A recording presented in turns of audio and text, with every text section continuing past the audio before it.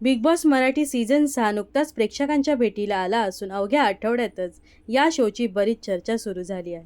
काही दिवसांपूर्वी अनुश्री माने व राकेश बापट हे दोघेही चांगले चर्चेत आले होते.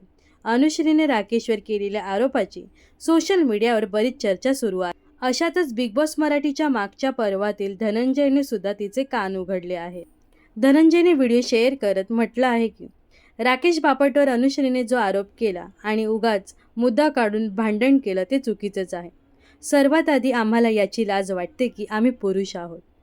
त्या माणसाने तुला विनंती केली तरी तू भांडलीस. त्यात तो बेड तुझा सुद्धा नव्हता. त्यावर झोपायचा तुला सुद्धा अधिकार नाही.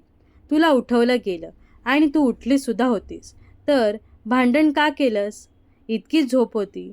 मग उठून बाजूला जाऊन झोपू शकली असतीस. इतकं सोपं आहे. सतत कॅमेऱ्यासमोर दिसणं गरजेचं आहे का? योग्य मुद्द्यांवर तुझी बाजू मांड. योग्य ते बोल. मग नक्कीच तू दिसशील. जय म्हणाला.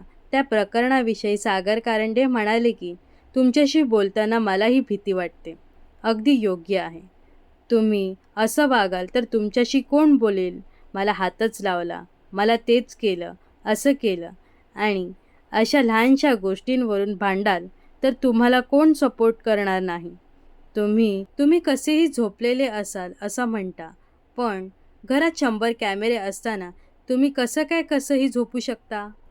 पुढे धनंजय म्हणाला, आम्ही सुद्धा त्या घरात होतो. एकत्र बसायचो, सगळं काही एकत्र करायचो. कारण तेव्हा आमच्या कोणाच्याही मनात तो भाव नव्हता.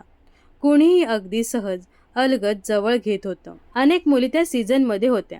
आमच्याशी स्वतःहून बोलायच्या, भेटायच्या. या गोष्टी तुम्ही सुद्धा समजून घेतल्या पाहिजेत. तर आता रितेश भाऊंनी सुद्धा काहीतरी ठोस भूमिका घ्यायला पाहिजे. जी भूमिका आमच्या वेळी घेतली गेली होती ती भूमिका यांच्यासाठी सुद्धा घ्यायला हवी. तर बिग बॉस मराठी सीझन 6 बद्दल तुम्हाला काय वाटतं हे नक्कीच कमेंट्स करून सांगा. व अशाच मनोरंजन विश्वातील ताज्या घडामोडी जाणून घेण्यासाठी नक्कीच आपल्या चॅनलला सबस्क्राईब आणि फॉलो करायला विसरू नका.